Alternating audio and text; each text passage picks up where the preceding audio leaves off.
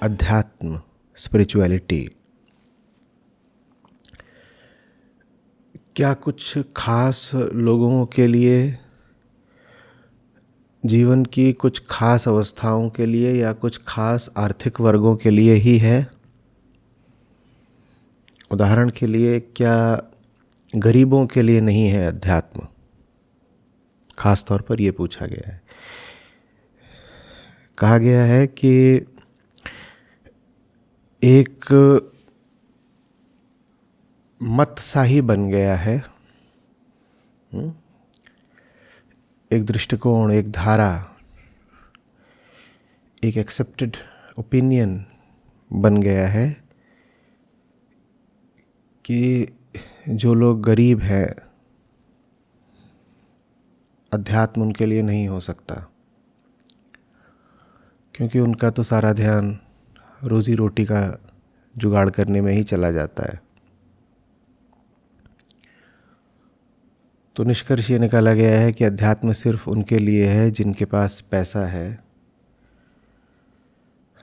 जो आर्थिक तौर पर बेफिक्र हैं, सिर्फ वही जा सकते हैं अध्यात्म में। इसी बाबत सवाल है। देखिए, शरीर की या जीवन की कोई भी अवस्था हो,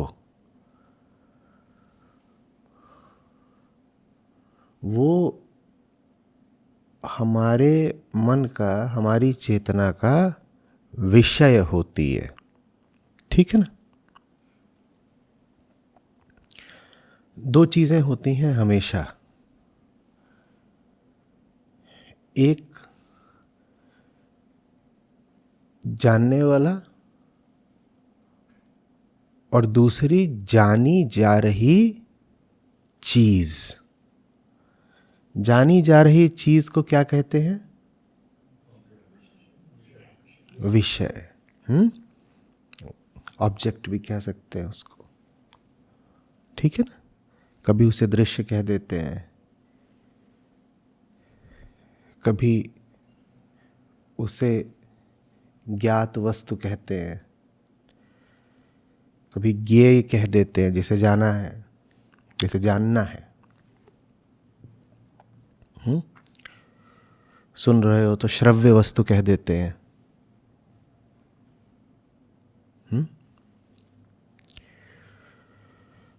तो वो एक तरफ है ऑब्जेक्ट, और वो ऑब्जेक्ट आप स्वयं भी हो सकते हैं अगर आप अपने आप को देख रहे हैं। ठीक है?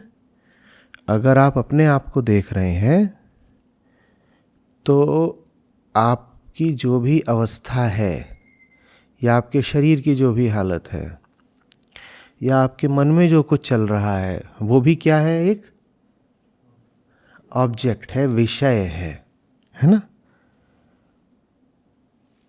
समझ में आ रही बात? अध्यात्म का मतलब होता है जो विषयता है, जो सब्जेक्ट है, उसकी सच्चाई, ऊंचाई और शुद्धता से। भले ही वो जिस वस्तु को देख रहा है, जो उसका दृश्य है, जो उसका विषय है, जो उसका ऑब्जेक्ट है, वो कुछ भी हो।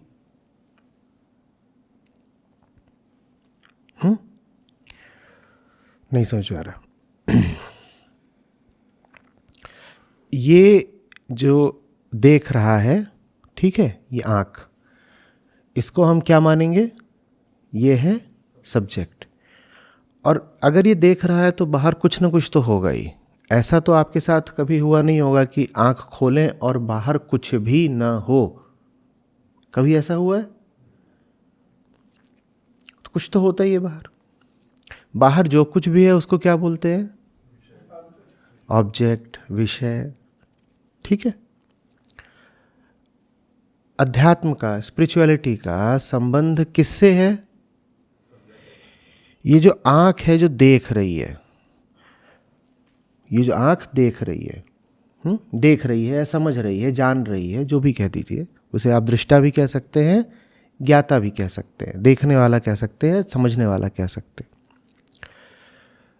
अध्यात्म इसकी बात करता है क्योंकि अक्सर इसमें धूल होती है या बीमारी होती है, साफ नहीं होती ना आँख, या आँख में कीचड़ होता है, या कई बार हमने चश्मा गलत नंबर का लगा रखा होता है, कई बार हमने पट्टी डाल रखी होती है, और कई बार हमने जानबूझकर आँख को हथेली से ढक रखा होता है। तो अध्यात्म इसकी नहीं बात करता कि बाहर क्या है, कौन सी अवस्था है, बाहर दिन है, रात है, चल क्या रहा है, इन सब चीज़ों से अध्यात्म को बहुत कम मतलब है। अध्यात्म को मतलब किससे है कि जो कुछ भी चल रहा है बाहर, तुम उसे जानते भी हो क्या? तुम्हारे पास आँख है उसको जानने की? और जो कुछ बाहर चल रहा है वो तो गतिशील है, ठीक है, दुनिया है, बदलती रहती है, उसमें सुबह आती है, शाम आती है, अमीरी आती है, गरीबी भी आती है, जवानी आती है, बुढ़ापा आता है, जन्म आता है, मृत्यु आती है, मन के जितने रंग हैं सब, जो कुछ भी आप देख सकते हैं उसका क्या नाम? विषय या ऑब्जेक्ट। आप खुश हुए आपने देखा ना, आप दुखी हुए आपने ये भी देखा, आपने जीतें देखी, आपने हारें देखी, ठीक है। तो बाहर जो कुछ है वो तो लगातार बदलता रहता है, वो सब देखना है, वो सब देखना है, क्योंकि जो कुछ हो रहा है पता तो चले हो क्या रहा है। आप सड़क पर चल रहे हो, क्या आप ये कहते हो कि आधी सड़क दिखे आधी ना दिखे? क्या आप ऐसा कहते हो कि अगर दिन का समय है तब तो चीज़ें मुझे दिखाई दें, रात का समय तो ना दिखाई दें? आँख का देखना बाहर की किन किन स्थितियों में ज़रूरी है, कहिएगा? बाहर किन स्थितियों में आवश्यक हो जाता है कि आपकी आँख साफ देखे? बाहर की किन स्थितियों में ज़रूरी हो जाता है कि आपकी आँख साफ देखे? प्रत्येक स्थिति में, ठीक है ना। और स्थितियां जो है बाहर की वो लगातार, तो अमीरी हो तो भी हमें उस अमीरी को कैसे देखना है? कैसे देखना भाई? साफ देखना है। और गरीबी हो तो उस गरीबी को भी हमें कैसे देखना है? या आप ऐसा कहेंगे कि नहीं, सांझ के समय तो मुझे साफ दिखाई दे और रात के समय साफ ना दिखाई दे, ऐसा तो नहीं कहेंगे ना। और बाहर सांझ रात हर तरह के परिवर्तन का खेल तो चलता है। आप ऐसी शर्त तो लगा ही नहीं सकते कि मैं सिर्फ किसी एक स्थिति विशेष में स्पष्ट देखूंगा, या ऐसी लगा सकते हैं शर्त? ऐसी शर्त लगाएंगे तो मुंह की खाएंगे। आपके सामने खाने की थाली रख दी गई है, क्या आप ऐसी शर्त लगाएंगे कि चावल तो मुझे साफ दिखाई दे, दाल नहीं? कहिए। या रोटी तो साफ दिखाई दे? या आप ऐसी शर्त लगाएंगे कि रोटी में बढ़िया मज़ेदार घी लगाओ, अमीरों वाला, तो मैं उसे साफ देख पाऊं, लेकिन गरीबों वाली जौ बाजरे की रोटी रख दी जाए तो साफ मुझे दिखाई दे ना दिखाई दे, कोई फर्क नहीं पड़ता? कहिए। तो जीवन में जो कुछ भी है, जहां भी है, जैसा भी है, सब कुछ साफ साफ पता चलना चाहिए ना। ये कैसी मूर्खता की बात है कि अध्यात्म की जरूरत सिर्फ अमीरों को है, या अध्यात्म सिर्फ अमीरों के काम आ सकता है, जैसे कि आंख सिर्फ अमीरों को चाहिए है, जैसे कि आंख सिर्फ उनको चाहिए है जो हाईवे पर मर्सिडीज चला रहे हैं, और आंख उनको नहीं चाहिए जो गांव की पगडंडी पर पैदल जा रहे हैं। आंख तो सबको चाहिए ना। अध्यात्म का ताल्लुक आंख की सफाई से है। तुम्हें पता तो हो कि चल क्या रहा है। अगर तुम्हें पता ही नहीं है कि क्या चल रहा है, तो जो कुछ भी चल रहा है तुम उससे सीखोगे कैसे? तुम उस पर सही प्रतिक्रिया कैसे दोगे? तुम सही जियोगे कैसे? और अगर नहीं पता होता हमें कि क्या चल रहा है, तो हम तुरंत क्या करते हैं? जब आप नहीं जानते कि क्या चल रहा है, तो आप ऐसा तो करते नहीं कि तुरंत हाथ खड़ा कर देते हैं कि मैं नहीं जानता। ये मन तत्काल तथ्य के अभाव को किस चीज से भरता है? कहिए। कल्पना से भरता है। ये होता है। आप अगर नहीं जानोगे कि क्या हो रहा है तो आप कल्पना का सहारा लोगे, और जो कल्पना का सहारा लेगा संभावना यही है कि ठोकर खाएगा। क्योंकि जीवन के तथ्य हमारी कल्पनाओं से तो मेल खाने से रहे। अगर मेल खा लें तो संयोग समझिएगा, 10 में से एक आध बार ऐसा हो सकता है कि आप जो कल्पना करें वही यथार्थ निकल जाए, ज्यादातर ऐसा होगा नहीं। समझ में आ रही है बात? तो जहां अध्यात्म को बिल्कुल समझा ही नहीं गया, वहां से ही इस प्रकार की बात आ सकती है कि अध्यात्म तो अमीरों के लिए होता है। ये बिल्कुल वैसी ही बात है कि आंख खोल करके तो तभी देखना जब सामने पिज्जा हो। और साधारण सा अगर चना चबेना हो तो आंख खोलकर मत देखना। यार 500,000 रुपए वाला पिज्जा रखा हो या 10 रुपए का चना चबेना का पत्ता रखा हो, आंख बंद करके खाओगे क्या? जानना तो पड़ेगा ना कि क्या है सामने, या नहीं जानना होगा? ये बात स्पष्ट हो रही है। इसी से संबंधित ये धारणा है कि अध्यात्म सिर्फ सेवानिवृत्ति के बाद की चीज है। आश्रम के चौथे सोपान की चीज है कि जब आप 50 के हो जाओ, नहीं तो 75 के, तब अध्यात्म की ओर जाना। अध्यात्म अगर आंख है तो जवानी में आंख नहीं चाहिए क्या? अध्यात्म अगर आंख है जिससे सब दिखाई देना है, सारे ऑब्जेक्ट्स, सारे विषय, और उन विषयों में सबसे महत्वपूर्ण विषय कौन सा है जिसे हम देखते हैं? मैं स्वयं। अपने जीवन को देखना है ना। जब हम देखते हैं तो देखने का मतलब क्या ये होता है कि दुनिया को देखेंगे, दूसरों को देखेंगे? सबसे पहले किसको देखना आवश्यक होता है? स्वयं को। तो खुद को नहीं देखें जवानी में, या रोक के रखें कि अभी मत देखो, क्योंकि अभी अगर देख लिया तो बेवकूफियां नहीं कर पाओगे। अभी अगर देख लिया तो प्रकृति जिन रपटीले रास्तों पर तुमको धकेलना चाहती है उन पर फिसल नहीं पाओगे। तो अभी साफ साफ मत देखो, ताकि अभी तुम जितनी लुटिया अपनी डुबो सकते हो डुबो लो, और जब 60 के हो जाना तब पछताने के लिए अध्यात्म की ओर जाना। ये किस प्रकार का तर्क है कि गरीबों के लिए नहीं अध्यात्म, या जवानों के लिए नहीं अध्यात्म?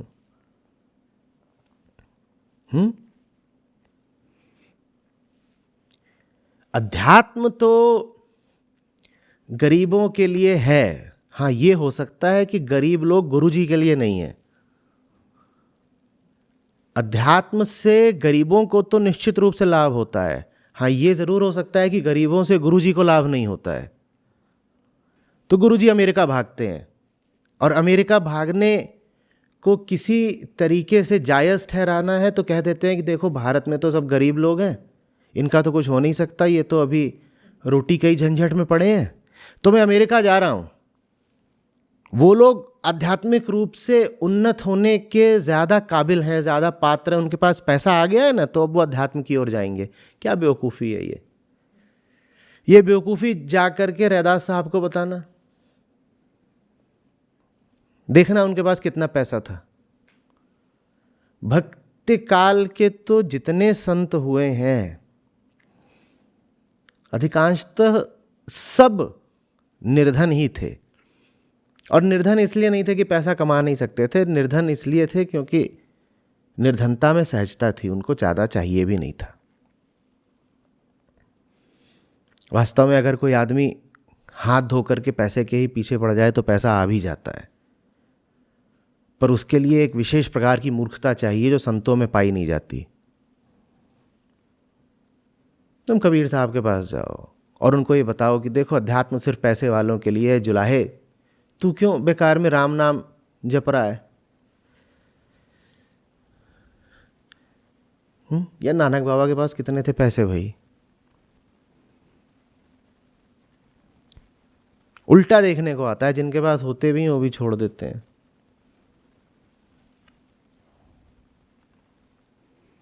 जिनके पास नहीं होते वो कोई कमाने की ओर नहीं भागते, वो मस्त हो जाते हैं। ठीक है, मन मस्त हुआ, आप क्यों टोले। समझ में आ रही है बात?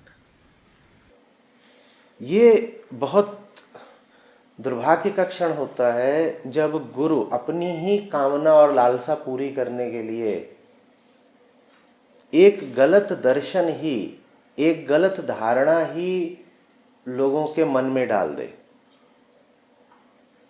देखो, मन तो सच्चाई से भागना चाहता है ना, किसी न किसी तरीके से। जो गरीब है उसको वैसे ही दौलत आकर्षित कर रही है, उसके भीतर कुंठा है, आग्रह है, हीन भावना है, उसको लग रहा है मैं ही पिछड़ गया, सब आगे निकल गए। अब उसको आप ये तर्क और दे दीजिए कि अध्यात्म गरीबों के लिए नहीं है, तो उसको तो मिल गया बढ़िया बहाना। वो कहेगा देखो यही तो मैं कहता हूं, अध्यात्म गरीबों के लिए नहीं है। इसी तरीके से जवान आदमी है, वो भी अपनी कामनाओं के पीछे भागना चाहता है, उसकी प्राकृतिक वृत्ति ही ऐसी हो रही है, और आप उसको एक सुविधापूर्ण अनुकूल तर्क और थमा दीजिए कि अध्यात्म जवानों के लिए नहीं है। वो बिल्कुल गदगद हो जाएगा, आपका आभारी हो जाएगा, कहेगा बिल्कुल मेरा भी कुछ ऐसे ही ख्याल है, अध्यात्म जवानों के लिए है ही नहीं। तो ऐसे तर्क प्रचलन में नहीं आने चाहिए। ये अपराध है अगर हम इस तरह के तर्कों को प्रचलन में लाने में सहयोगी हो रहे हैं। बचिएगा। समझ में आ रही है बात?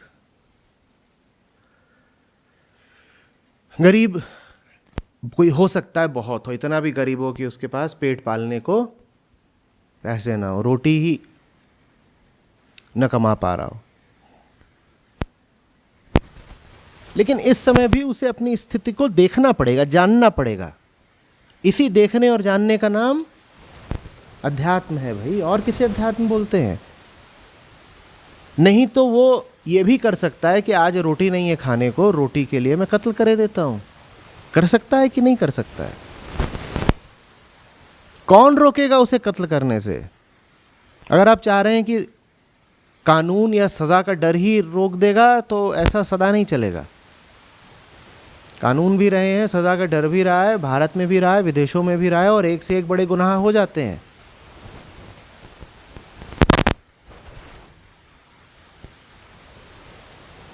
अध्यात्म होगा तब आंख ये जानेगी कि भूख क्या होती है, भीतर कौन है जो भूख का अनुभव कर रहा है, और भीतर कौन है जो भूख मिटाने के लिए कोई भी अपराध करने को तैयार भी हुआ जा रहा है। और फिर ये बताइए कि कौन गरीब है कौन अमीर है, इसका निर्धारण कौन करेगा? ये हम भली बातें जानते हैं कि एक गरीबी तो वो होती है जिसे नापा जा सकता है इस आधार पर कि आपका पेट भी चल रहा है कि नहीं। लेकिन ज़्यादातर लोग जो गरीबी अनुभव करते हैं इसलिए नहीं करते कि उनके पास खाने को रोटी नहीं है, वो गरीबी अनुभव करते हैं क्योंकि उनके पड़ोसी की गाड़ी ज़्यादा बड़ी है। और अगर आपने घोषित कर दिया कि गरीब के लिए नहीं है अध्यात्म, तब तो किसी के लिए नहीं है अध्यात्म, क्योंकि जिस व्यक्ति को देखो वही अपनी नज़रों में गरीब है। क्यों गरीब है? क्योंकि किसी दूसरे के पास थोड़ा ज़्यादा पैसा है। फिर तो सब गरीब है, पूरी दुनिया गरीब है, फिर तो किसी के लिए नहीं है अध्यात्म। तुम मानक क्या बनाओगे? सीमा कहाँ खींचोगे? बताओ। कैसे कहोगे कि इतना पैसा आ गया तो अब तुम योग्यता पा गए, एलिजिबिलिटी आ गई? कैसे कहोगे? तो बहुत ही खतरनाक तर्क है, इस तर्क से बचिएगा। आप कुछ भी कर रहे हो, आप भले ही पैसा कमाने की कोशिश क्यों ना कर रहे हो, और प्रकृति में प्रत्येक जीव अपने भरण पोषण के लिए, अपनी दैहिक सुरक्षा के लिए, अपनी मानसिक सुरक्षा के लिए कुछ न कुछ प्रबंध व्यवस्था करता है, आदमी भी करता है। तो पैसा कमाना एक बिल्कुल प्राकृतिक काम है। जीवन की किसी न किसी स्थिति पर, ज़्यादातर स्थितियों में आप पाएंगे कि पैसा तो आप कमा ही रहे हैं। जब आप पैसा कमा रहे हैं तो आपके लिए जानना बहुत ज़रूरी है कि उस पैसे का आपके जीवन में स्थान क्या है, पैसा किन रास्तों से आए, किन रास्तों से ना आए। और बहुत महत्वपूर्ण बात, पैसा आ गया तो उसके बाद पैसा किधर को जाए, ये कौन तय करेगा बताइए ना। अगर आध्यात्मिक नहीं है आप, अगर मन को नहीं समझते, जीवन को नहीं समझते, तो आप कैसे फैसला करेंगे कि किन रास्तों से पैसा कमाना है और फिर किन रास्तों पर पैसा खर्च करना है। एक जवान आदमी अगर जीवन को नहीं जानता तो वो कैसे तय करेगा कि उसे कौन सी नौकरी, कौन सा व्यवसाय, व्यापार करना है, बताइए कैसे तय करेगा। फिर वो ऐसे ही तय करेगा कि भीड़ देखेगा, भीड़ किधर को जा रही है, किस इंडस्ट्री, किस सेक्टर में जा रही है, जिस वर्ग, जिस क्षेत्र, जिस उद्योग की ओर पूरा रेला चला जा रहा हो भीड़ का, हम भी पीछे पीछे चल लेते हैं। ऐसे ही होता है ना। या कॉलेज में है अगर, तो जिधर को सारे प्लेसमेंट हो रहे हैं हम भी उधर कोई आवेदन कर देते हैं, हमारी भी उसी में जॉब लग जाए। ऐसा ही होता है ना। आप चाहते हो ऐसा हो? फिर अब कोई गरीब विद्यार्थी है, ठीक है, और विद्यार्थी तो सब गरीब ही होते हैं, चुनाव ही सारे इसी बात पर लड़े जाते हैं कि पूरा युवा वर्ग गरीब है।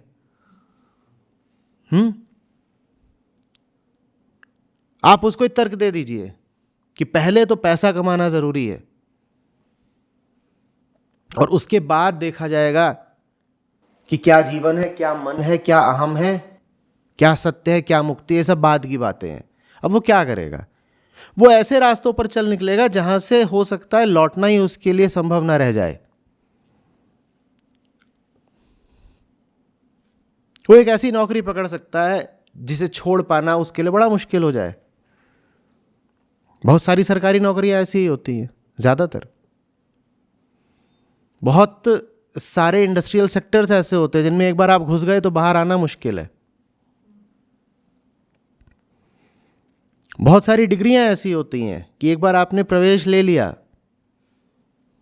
तो अब ले लिया, आप 5 साल 7 साल लगाओगे और बहुत पैसा लगाओगे, लाखों लाखों लगाओगे, अब कदम वापस थोड़े ही खींचोगे। ये थोड़े ही कहोगे कि गलत शुरुआत हो गई तो कई बार संभालना, सुधारना बड़ा मुश्किल हो जाता है। और आप कह रहे हो जवानों के लिए नहीं है अध्यात्म, गरीबों के लिए नहीं है अध्यात्म। गलत नौकरी चुन ली, गलत ब्याह कर लिया, अब और बात अगर सिर्फ किसी व्यक्ति का साथ कर लेने की होती तो छोड़ भी देते। बच्चे पैदा कर लिए, अब बच्चों का क्या करोगे? 60 की उम्र में तुम्हें जाके अगर पता चलेगा कि जैसे जी रहे थे वो सब व्यर्थ और मिथ्या था, तो मुझे बताओ अब भूल सुधार कैसे करोगे? कैसे करोगे? कमा लिए बहुत सारे पैसे और उतने पैसे कमाने के बाद पता चला कि ये पैसे कमाने की प्रक्रिया में मैंने अपने पीछे आग ही आग लगा दी पूरी पृथ्वी में, और प्रत्यक्ष परोक्ष रूप से लाशें भी गिरा दी मैंने, न जाने कितने कुकृत्य कर दिए, पाप कर दिए। तो कहो अब त्रुटि सुधार कैसे करोगे? अब प्रायश्चित कैसे करोगे? बताओ, बोलो। क्या कर सकते हो? और जीवन क्या प्रायश्चित करते हुए बिताना है? मान लो कर भी सकते हो तो कुल जीवन की कहानी क्या ये होनी चाहिए कि 50 से पहले पाप और 50 के बाद प्रायश्चित? ये कौन सी कहानी है? इसमें क्या आनंद है? क्या ये बेहतर नहीं है कि शुरू से ही सजगता, सतर्कता रखी जाए? उसी का नाम ध्यान है, उसी का नाम अध्यात्म है। पहले दिन से ही जागरूक रहो। पहले दिन से जागरूक रहो तो दिन प्रतिदिन आनंद बढ़ता है, मौज बढ़ती है, जीवन में गहराई बढ़ती है। जागरूक नहीं हो तो कष्ट बढ़ता है, बढ़ता ही जाता है, बढ़ता ही जाता है। फिर कष्ट बहुत बढ़ जाएगा, उसके बाद तुम कष्ट का उपचार भी करना चाहोगे तो याद रखना कि उपचार में भी बड़ा कष्ट है। उपचार क्या बिना कष्ट के हो जाता है? चाहे शारीरिक उपचार हो, मानसिक उपचार हो, जो लोग अध्यात्म की प्रक्रिया से गुजरे उन्हें पता है कि दर्द बहुत होता है कि नहीं? तो पहले तो दर्द सहो गलत जिंदगी जी करके, उसके बाद दर्द सहो उस गलत जीवन के उपचार में। ये कौन सी बुद्धिमानी है?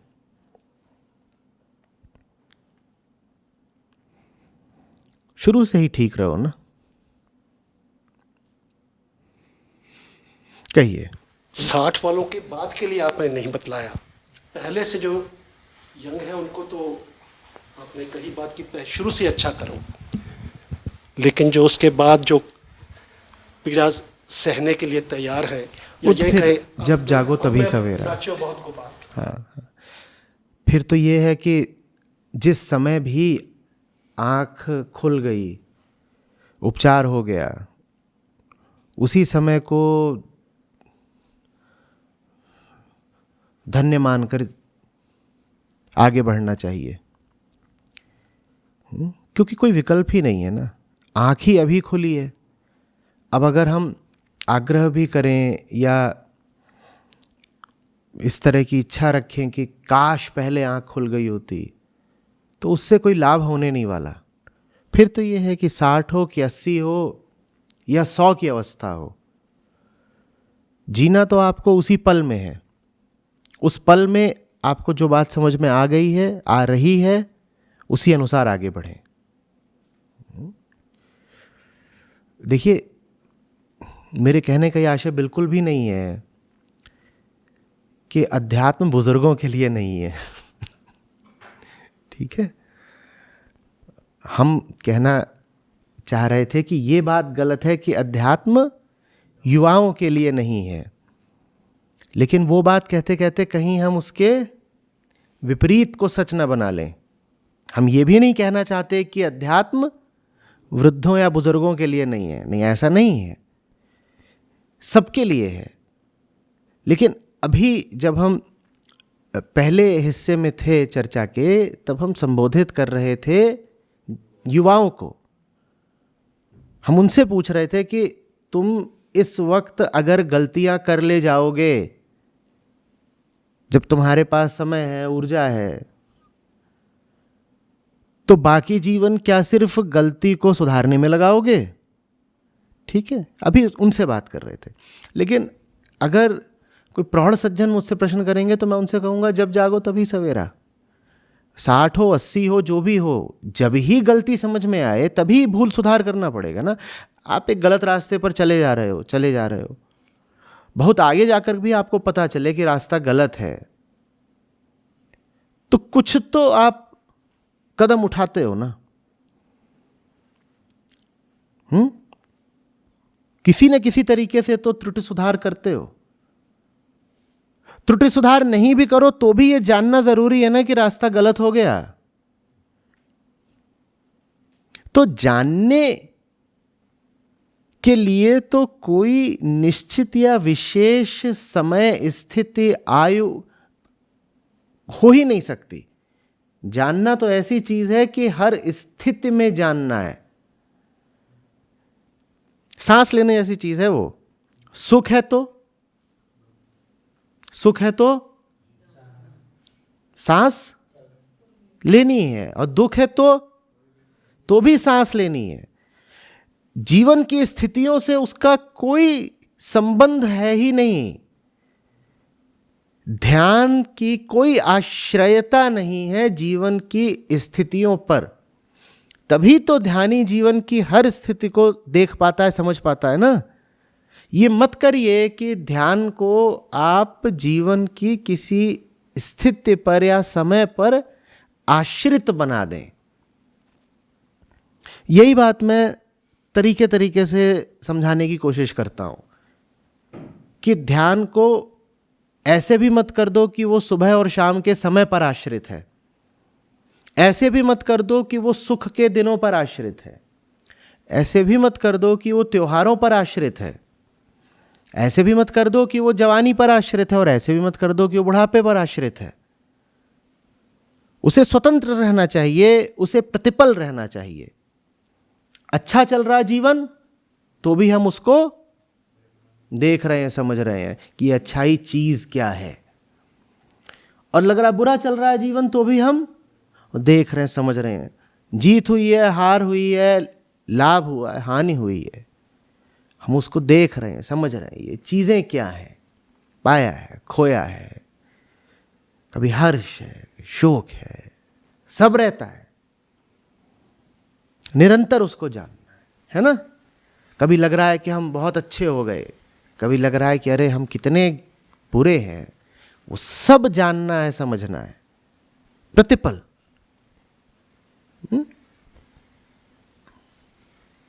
प्रणाम आचार्य जी। मेरा प्रश्न ये है कि अभी हम अध्यात्म के बारे में जो बात कर रहे हैं कि जीवन की प्रत्येक स्थिति में वो होना चाहिए, मगर जब हम हमारे सुख भरे दिन होते हैं और हम अच्छे रिश्तों से, मटेरियलिस्टिक चीज़ों से घिरे रहते हैं, उस समय तो हम नहीं भागते इस तरफ। जब हमें कोई डीप हर्ट होता है या दुख भरे दिन आते हैं, उस समय हम ये खोजबीन शुरू करते हैं कि अब क्या करें। तो जब सुख होता है उस समय क्यों नहीं हम ये चीज़ फाइंड आउट कर पाते कि इस समय भी हमें अध्यात्म की ज़रूरत है, या जब हम यंग होते हैं उस समय क्यों नहीं हम फाइंड आउट कर पाते कि अभी हमारे जीवन में इसकी ज़रूरत है।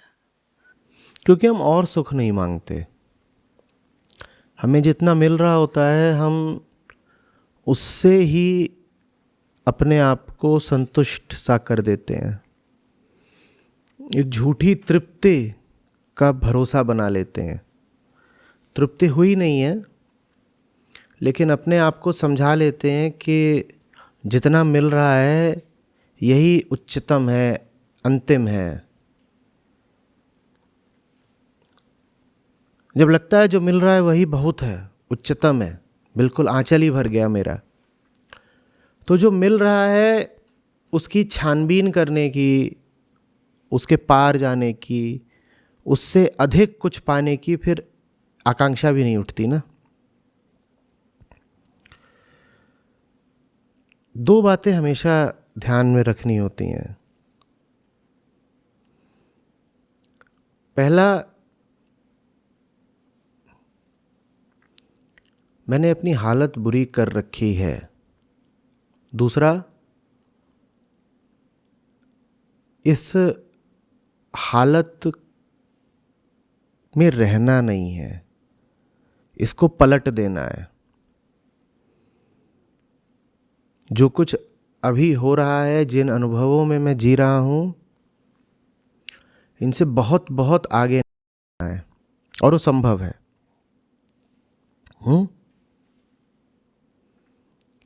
जैसे टेनिस खेल रहे हो आप, और पहले 2 सेट आप हार चुके हैं 1-6 पर, ठीक है। अब ये तो नहीं कहेंगे वाह क्या मज़ेदार मैच चल रहा है, सब कुछ मेरे नियंत्रण में है, कहेंगे क्या? तो ये पता होना ज़रूरी है कि मेरी हालत ख़राब है। जब पता होगा हालत ख़राब है, तो अगर आप में ईमानदारी है तो आप जांचेंगे कि ऐसा क्या हो रहा है कि सामने वाला हावी है इतना ज़्यादा। और बीच बीच में आप जीते भी हैं, ठीक है ना, एक गेम तो निकाला आपने दोनों सेट्स में, तो आपको ये भी पता है कि कुछ ठीक है जो आप कर सकते हैं। प्रकाश की एक किरण अंधेरे में है कहीं, और आपको ये भरोसा भी रखना है। टेनिस में उसको भरोसा कहते हैं, जीवन में उसको श्रद्धा कहते हैं। ये भरोसा भी रखना है कि अगले 3 सेट मेरे हैं। ये दोनों बातें एक साथ होनी चाहिए, ये दोनों चीजें एक साथ चलें। आमतौर पे हम ये कर ही नहीं पाते कि हमारी जो वर्तमान हालत है उससे बहुत अलग कुछ सोचने की हिम्मत कर पाए।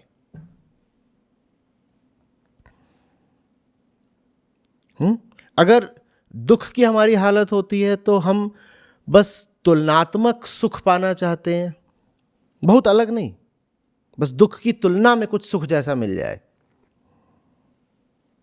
और अगर सुख की हालत होती है तो फिर तो उसके आगे कुछ पाना ही नहीं चाहते। कि सुख चल तो रहा है, करना क्या है?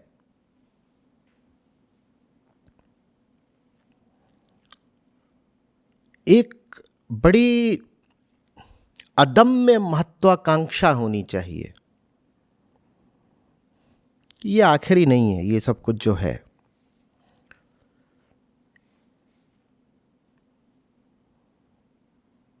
छोटे में ही मान जाने का रवैया नहीं होना चाहिए। मैं रुपए पैसे सांसारिक चीज़ों की बात नहीं कर रहा हूँ। मैं नहीं कह रहा हूँ कि छोटी गाड़ी में क्यों तृप्त हो गए, लिमोजीन होनी चाहिए, वो वाली बात नहीं कर रहा हूँ। भीतर आपके कुछ है जो अनंत मांगता है, बिल्कुल। उसको मत सिखाइए सीमाओं में तृप्त हो जाना। बाहर की दुनिया तो सीमित है ही, उसमें अगर चीजें आपको सीमित मिल रही हैं तो बेशक आप सीख ले संतोषम परमम सुखम। बिल्कुल सीखना ही पड़ेगा, क्योंकि बाहर तो वैसे भी असीम कुछ नहीं है। आप कितने घर बनवा लोगे, आप कितना पैसा जोड़ लोगे, असीम तो कभी भी नहीं हो जाएगा ना, वो अनंत तो नहीं हो सकता। तो बाहरी दुनिया में अगर आप संतोष साधते हो तो ये बड़ी अच्छी बात है। लेकिन हम भीतरी दुनिया में भी एक झूठा और जबरदस्ती का संतोष बना लेते हैं। हमें लगता है यही तो हो गया। भीतर तो मांग उठनी चाहिए, विद्रोह उठना चाहिए। भीतर तो बार बार खोजबीन होनी चाहिए, जांच होनी चाहिए कि क्या सचमुच हो गया।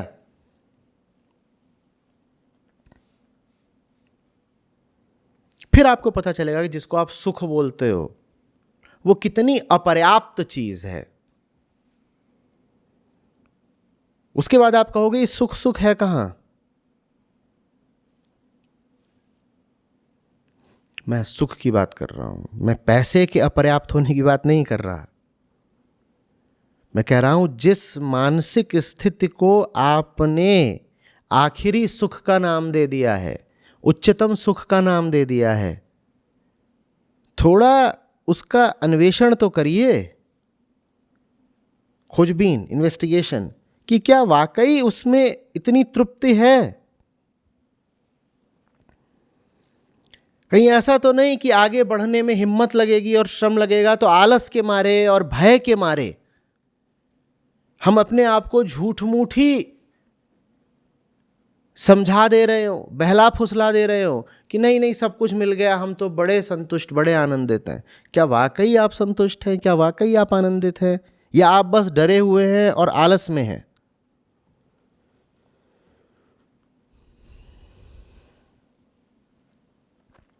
डर और आलस के साथ तो कोई प्रगति होने से रही।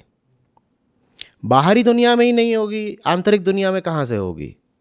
आपको अगर भौतिक रूप से भी तरक्की करनी होती है तो आलस से तो काम चलता नहीं। आंतरिक तरक्की हो जाएगी, उस आलस को तमसा कहते हैं। अंदर की दुनिया में मस्त नशे में पड़े हुए हैं और अपने आप को क्या समझा लिया है, हम बड़े सुख में हैं, एकदम संतुष्ट हैं। हर शराबी का ऐसा ही कहना होता है। आह,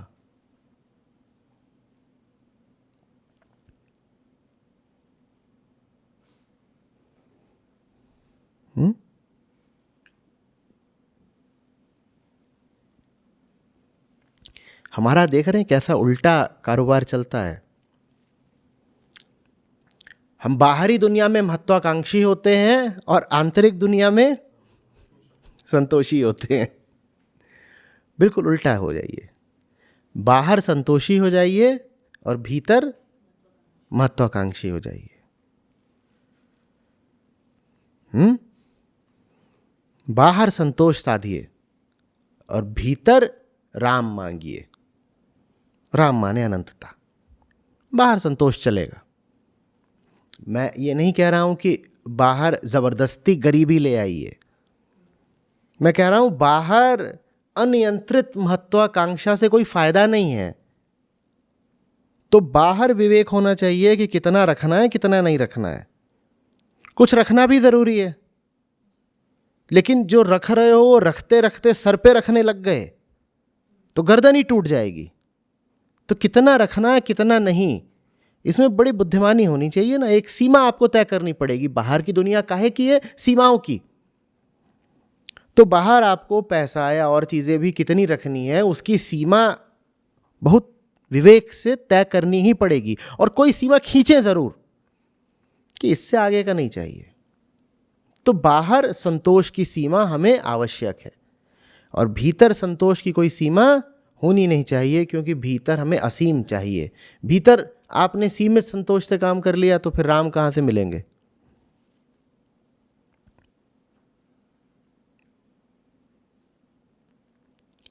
समझ रहे हैं?